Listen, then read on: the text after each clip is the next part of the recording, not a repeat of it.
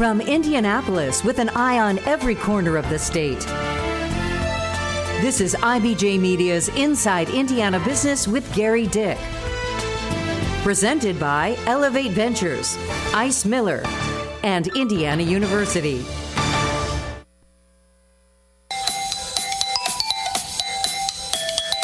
Indiana's regional revival, from widespread renewal in the Wabash Valley to restoring the White River, all part of a return on a $500 million investment in Indiana.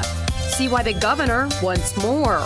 Also, Dan Dakich, the man who pulls no punches. The man was naked, no clothes on, with a towel, shimmying between his legs.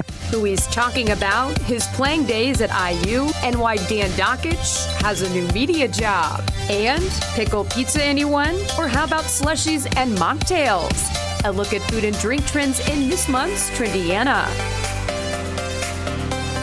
There's already a queue of requests seeking another $400 million to leverage nearly $7 billion more of private and other non-state funding. So I'm asking you, the legislature, for another $500 million to launch Ready 2.0 to lock in more transformational projects. Indiana Governor Eric Holcomb at this week's State of the State address, teeing up why he thinks the state should invest big bucks to boost Indiana's economy region by region with Ready 2.0. Hello and welcome to Inside Indiana Business. I'm Gary Dick, coming to you this week from Terre Haute, the heart of the Wabash Valley. We're on US 40, which is Wabash Avenue in Terre Haute. Behind me, the Terre Haute Convention Center. It just opened last spring, and a big part of the convention center's future dependent upon potential Ready funding. Much more development along Wabash Avenue. The historic Holman and Company building is part of that picture as well. The Wabash Valley region got $20 million out of the deal. Ready 1.0, if you will. Money going to economic development and quality of life projects like expanding the outdoor space at the Terre Haute Children's Museum, creating a new West Central Indiana business hub at the old Holman building, and big upgrades to enhance the music experience at the Mill in Terre Haute. There are other projects impacted or on the drawing board in this region. We'll take you just down the road to Sullivan in a moment to show you how Ready money is being spent there. Joining me now from the Children's Museum in Terre Haute, pleased to be joined by Terre Haute Mayor Duke Bennett. And Mayor Bennett, as always, thanks for joining us. The first round of Ready, all federal funds, essentially COVID dollars. This next round that Governor Holcomb talks about, $500 million would come from state coffers. How, in your view, we'll talk about some of these projects, how critical is that Ready funding for places like Terre Haute? It's critical. You know, when back to the Regional Cities Initiative originally, the concept made perfect sense that you help build up these communities to do some things you wouldn't be able to do with local dollars. And so we needed that state infusion of funds. Ready 1 kind of opened the eyes of a lot of folks then about, well, what are these projects? What are going to bring people to our community or keep people in our community? And so I think that was the main focus, those quality of life initiatives, those kinds of things. Now with Ready 2 coming, obviously they feel like the first one was successful. How do we continue to build upon that? So I'm happy and supportive of them continuing the program. A number of projects, and these really are aimed at talent, right? Keeping talent, keeping people home, and attracting new talent into the region. The Children's Museum here is a great example. 60,000 plus visitors before the pandemic. You're looking at creating an outdoor space with Ready money potentially. You know, downtown's been a focus for a while, but it's about those quality of life initiatives. And so we've got a lot of museums downtown. There's things to do. This Children's Museum is a very unique thing that the community stepped up and was able to fundraise to make this a reality, and now it's become a major downtown destination. People come from all over the region and elsewhere just to visit the Children's Museum. So an expansion of that is only logical, that you keep doing the good things and then find the other little niches. So this would be an outdoor space to complement the indoor space. You've got another big project set to really begin to open up, and that's the business hub in the old Holman and Company building. building, historic building here in downtown Terre Haute. So it's bringing the Terre Haute Economic Development Corporation, the Chamber of Commerce, the Terre Haute Redevelopment Commission, Workforce Development, everybody under one roof so they can share information, work together, just really attack it from one perspective instead of everybody working out of silos. Another major project that opened last spring, the Terre Haute Convention Center. But there's more to come with that. A parking garage that would be ready funded potentially, but that parking garage critical for 2 additional hotels. So that's really a kind of a linchpin for what you want to do in downtown Terre Haute. Exactly. We knew when we built the convention center we needed about 400 rooms downtown. We've got 200 now. These next 2 hotels will deliver those extra rooms, and then a parking garage to support that based on what their agreements are with the franchises. That will kind of finish out what we need to fully utilize the convention center. Put a bottom line on it, Mayor, and there are other, as I travel around the state, I hear from mayors and others about these ready monies, how important they are. But without that money, you wouldn't be able to do it. The tax caps really put us all in a bad spot. There's no new revenues coming in per se, and so to get this influx of dollars that are targeted just to those things to make your community a better place, that's what we've always needed. And now having a second round makes you feel good about what we've done so far, but what every other community's done to make Indiana stand out and be a better place, enticing those to come here. Yeah. Terre Haute Mayor Duke Bennett, thank you for joining us. Be following this story here in Terre Haute and elsewhere. We appreciate it. Thanks, Gary. All right. Well, certainly ready money in the Wabash Valley region, funding projects here in a metro area like Terre Haute, but also smaller communities as well. A great example is about 30 minutes or so south of here in the community of Sullivan. Grants totaling more than $4 million targeted for a central plaza, a hotel next to the city's new civic center, a new city pool, and housing, a big issue around the state of Indiana. A housing project in Sullivan to include 40 new townhomes, duplexes, and single-family homes. Sullivan Mayor Clint Lamb says the ready money is a game changer. Already we have seen here in West Central Indiana transformation, and that's not just a zinger, that's not just a soundbite, but you're talking about communities for many, many years that have been told that they've been forgotten or they've been told that they've been left behind. One of the biggest challenges isn't budgeting, it's not state funding formulas or fighting with the legislature or whatever the case may be. It is the apathetic nature of a lot of these rural communities. And to see this type of investment, it's unheard of, right? It truly is transformational. Mayor Lamb says there's no question that Sullivan was ready for ready. He's optimistic more ready funding will continue momentum in that Sullivan County community. Well, rolling down the White River, how ready money is charting a new course for economic development in central Indiana. We'll have more on what's in the works when we come back. At PNC Bank, we're committed to making a difference in the lives of our customers and communities by helping them move forward financially. As a Main Street bank, we try to do right by our customers with every encounter. Our local teams offer personalized financial advice to help guide you in making the best decision. We're proud to be part of your community. PNC Bank. See how we can make a difference for you at pnc.com. Copyright 2022, the PNC Financial Services Group, Inc., all rights reserved. Welcome back to Inside Indiana Business, coming to you this week from Terre Haute, the heart of the Wabash Valley, west central Indiana. I'm along the banks of the Wabash River. And you know, for years, cities, communities around the state of Indiana ignored the rivers. But now communities all over the state embracing the water.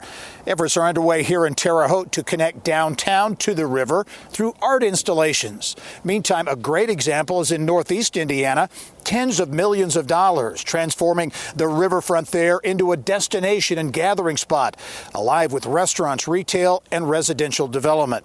And there are long talked about plans for the White River in central Indiana. Our Mary Rachel Redmond is in Indianapolis and picks up the story from there. Mary Rachel. Well, Gary, this fresh rain is going straight into the White River you see behind me. Historically an ignored natural resource that could be a major economic driver from Anderson all the way to downtown Indy, thanks to $20 million in Ready Grant money. The Ready Grant is a first step in really revitalizing the White River. A couple things that had to happen first, and I give Citizen Energy in the city of Indianapolis a lot of credit for cleaning up the White River. I mean, the White River isn't what it once was. It's far better than what we saw maybe 10 or 20 or 30 years ago in terms of water quality. So with that fundamental, improvement, now we can build upon that. And I think what you're seeing now is whether it's at Conner Prairie, whether it's at 96 in Allisonville, whether it's in Noblesville, Anderson, even down to Marion County, you have these opportunities for kind of revitalization and utilization of the water. We sometimes lament we don't have a ski resort nearby. We don't have beaches to retreat on. We don't have a Great Lake to embrace. But we have this beautiful natural amenity flowing through the heart of central Indiana's economic and population engine. This is the thing that we can turn into a draw for visitors, a draw for talent and people to move to our region, and also for the people that are here, a cornerstone for their quality of life. I think it could be a catalyst for redevelopment and placemaking that attracts the next generation of talented people to want to live here. I mean, livability is really, really important. Injecting dynamism or dynamic opportunities into neighborhoods that frankly have been on the downslope of development is an incredible opportunity, and it's not one that we should waste. We should do it methodically. It's a big vision. The grand vision is that we have a national park-like amenity, a network of wild places, active places, large parks, small parks, cultural amenities like we have today, like at Newfields and Conner Prairie and the zoo, places to eat and dine. 96 in Allisonville, we'll be creating a park there that will definitely create an opportunity for that passive experience. Marion County has some opportunities to improve the White River in certain areas. And then there's a larger, broader vision, but people shouldn't be scared by big visions. Those things happen over 40, 50 years, and you never know where the next opportunity might come. So I think we're going to develop some proofs of concept along the river. Conner Prairie is doing some exciting things as well. So you start linking those up and momentum gets more momentum. And I think, we look back 10 years from now and hopefully the White River, what once was probably viewed as a liability, will be viewed as an amazing amenity. A key to getting the White River back on course to become a potential destination to drive dollars, cleaning it up. More than half of the 28-mile Dig Indy tunnel system is now operating. The $2 billion project, which started almost 11 years ago, is designed to stop sewage from dumping into the White River and other central Indiana waterways. The project's on track to finish in 2025, 13 years after construction started. Now let's send it back to Gary in downtown Terre Haute. All right, Mary Rachel, thank you. Well, another can't miss here in the heart of downtown Terre Haute, the Indiana State University campus, is this statue of the legend, Larry Bird. He put Indiana State on the map in the late 70s. I know I was here in school. He led the Sycamores to the NCAA title game against Magic Johnson and Michigan State. The Bird statue was unveiled about 10 years ago. Next in the game plan, the Larry Bird Museum here in Terre Haute. That's scheduled to open later this year. Well, we hear from another familiar Hoosier hoopster in our next segment, Dan Dakich. He's got an IU basketball Dakich doozy, a priceless story about Bob Knight with no clothes on, a towel, and Damon Bailey's reaction to it all. We're back in studio after the break.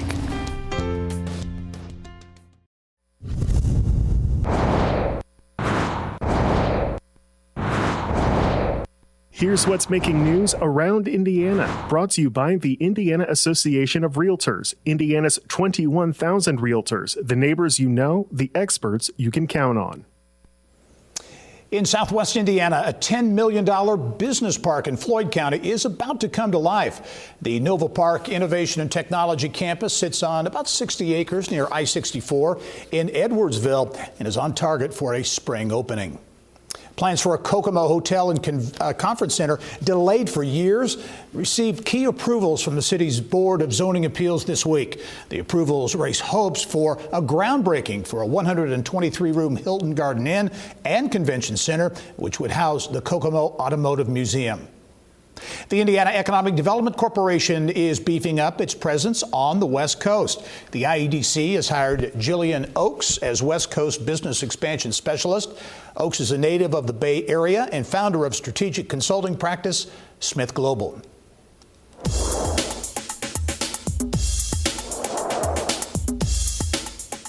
It's It's time now for Eye on Education, brought to you by PNC Bank. Well, fueling Indiana's workforce pipeline is becoming more of a team sport. So says Purdue Global Chancellor Frank Dooley, who tells me an emerging partnership with Ivy Tech Community College is producing results. Ivy Tech might be able to get that person the associate's degree, but oftentimes when you talk to the employers in the field, yeah, but some of these folks should go on even further. That's where we step in, and then we help the person who started at Ivy Tech complete to get to the bachelor's degree. And Ivy Tech has just been phenomenal as a partner in that space, along with others. Dooley says enrollment at Purdue Global on average has increased by 25% over the last 4 years.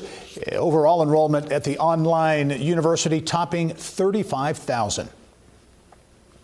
Well, Dan Dakich has always called it the way he sees it and isn't worried about ruffling a few feathers along the way. The former IU basketball captain, coach, and current media personality has earned a spot in the Business and Beyond podcast record books. Dakich is our 100th guest and the first ever to share so many stories, interesting stories.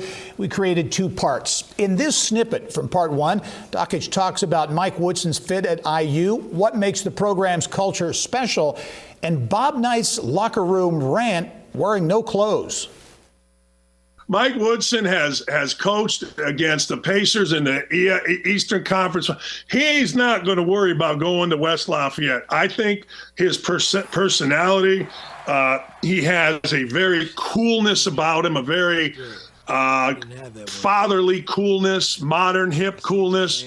I think he's the perfect guy. I do, and I hope he stays there a long, long time. I think that kids want to play for him. Kids want to stay there. We got to meet him outside the launching pad, and then it's got to be an aggressive trap. It's like I tell people about Indiana. It's part of who I am. Like, I don't have to manufacture it. You know what I mean? Like, I don't have to read about it. I don't have to say, okay, now, who's that guy at practice? And it's the same thing with Woody. You know, Woody was doing his thing in the NBA, but, you know, he was in Bloomington a lot. He doesn't have to be told, hey, who's Ted Kitchell? Or, okay, that's Christian Watford. Now, what did he do? He hit the watch. Okay, you don't have to do any of that. Player made. Player made. And I've always said it's a unique. I'm not saying that our culture with Bob Knight would fly now. It certainly wouldn't. I mean, honest to God, it was, you know, looking back, you're like, wow, that was nuts. Well, that was crazy. Holy cow. Listen to this. The man was naked, no clothes on, with a towel, shimmying between his legs, with Damon Bailey, Pat Graham, and Alan Henderson in the locker room, coach's locker room, and he cut them after we lost the game. You're off the team, and you're off. And the man was naked, Gary, and he had a towel. And Bailey starts laughing, like, you know. Yeah. And I walk out, I go, Damon, you can't laugh. He goes, Coach, the man was naked. Come on. He's cutting us and he's naked. So can you imagine now, right? I mean, that's just one of 1,000 things that wouldn't fly. But you know what? It was our culture. It was built on being tough. It was built on execution. It was built on kids that were going to do the right thing, whether they were great players, they were going to go to class, they were going to treat women right, they were going to do all those kind of things. And you can catch the 100th episode of the Business and Beyond podcast beginning Monday at InsideIndianaBusiness.com. And to be clear, we interviewed Dan for that podcast piece before IU's rough start to the Big Ten season. He's since been rather critical of Mike Woodson on social media. Well, espresso martinis and macadamia pancakes, they were all the rage last year. Looks like 2023 may be the year of the slushie, like those served up at the historic Highland Inn in Evansville. Coming up next, more on what Hoosiers are craving this year, including the taste of pickles and paving a new outdoor path in Carmel. The IBJ with an update on the city's big greenway project along the White River and how it fits into Carmel's overall parks and trail strategy. Well, last year, Hoosiers dined on croffles, sipped espresso martinis, and brunched on macadamia pancakes. But what's new for the year ahead? What's new and hip? Well, Yelp's data science team reviewed reams of data to predict food and drink trends for 2023. And Yelp's director of community campaigns, Brittany Smith, joins me now from the Saint Shack in downtown Indy with more. Brittany, welcome as always. Great to be here with you, Gary. Yeah, hey, give us the real thumbnail sketch of the Saint Shack in downtown Indy, what it's all about. Oh, you bet. So when you talk about slushies being one of our first trends of 2023, as we tap into the data to see what folks are reviewing, what are they searching for, what's rising the most. And the Saint Shack here is known for their wall of slushies. I've got one here. So alcoholic, non-alcoholic, they have at least 10 different ones available anytime that you can check out and try. They're also known for their great hot dogs. I should point that out. And folks, it's boozy or non-alcohol that we're really trending, up 77% in review searches. Yeah, very interesting. And certainly the Saint Shack is not alone. If you go down to Southwest Indiana, the historic Highland Inn in Evansville, right? That's right. They've been around for more than 100 years, and they're known for their blue Hawaiian slushie that folks love to get, and they've got it in a non-alcohol option as well. Okay, now this next trend, I'm curious about pickle-flavored products. Yeah, so if you want to get a taste of that, you can go to Grump's Slice Stop in Sobro to get their hot chicken pickle pizza. Folks are loving it, so that's a good place to get a taste of it. Another way to, inspire or infuse some pickles, it would be with the pickle mustard from Local Folks Foods out of Sheridan, Indiana. Folks were searching for pickle flavored foods, up 55% last year, so we expect to see a lot more of those salty flavored pickled items in the year ahead. Wow, that's a great picture there. You also talk about mocktails, so non-alcoholic drinks. You mentioned that earlier, but that's really trending and will be trending in the year ahead. Yeah, definitely. Searches were up by 59%, and this goes well beyond, dry January is going on right now. But a good example of that is you have distilleries like Three Rivers Distilling in Fort Wayne, making sure that their menu is offering a lot of non-alcoholic options so they can reach all audiences when you visit. Another great example is in Carmel, Lauren's AF Beverages, which is a completely non-alcoholic beverage shop, so you can find wine, spirits, the whole gamut in their shop. Okay, did you say dry January is upon us? No one gave me that memo, Brittany. That's right. You missed out on that, Gary. That's right. We got the alcohol slushie here. Hey, how about the last one we'll talk about? The trend is experiential dining. That's right. So when we talk about experiential dining, you can think of underwater restaurants, which exist, but not in Indiana. That one's up 263% in searches, and then 109% for dinner theaters, as folks are wanting to come back together and have really fun, not only the arts and food experiences. Great examples of that would be Das Dutchman, Essenhaus in Middlebury, or Connor Prairie's Hearthside Suppers in Fishers. They're so popular that they have a wait list right now through March. Folks are selling it out like crazy. And then Beef and Boards is another classic. They're actually celebrating 50 years this year, and you want to check out their schedule. They've got some really great shows that are coming up. Looking, as we wrap up, Brittany, looking for a strong year this year when it comes to restaurants and the venues that you cover around the state? Most definitely. A lot of folks are wanting to get back out and explore. They're filling their evenings up more. We've kind of got all that pent-up energy from the last few years, and it's a great time to get out there and support those local businesses. All right. Some great trends for 2023. Brittany Smith from Yelp. As always, Britt, thanks for joining us. Thanks for having me, Gary. Great. Well, that's all the time we have for this edition of Inside Indiana Business. We want to end the show this week where we started. Here's a look at downtown Sullivan, heart of the Wabash Valley. Thanks for joining us this week. I'm Gary Dick. Go out and make it a successful week.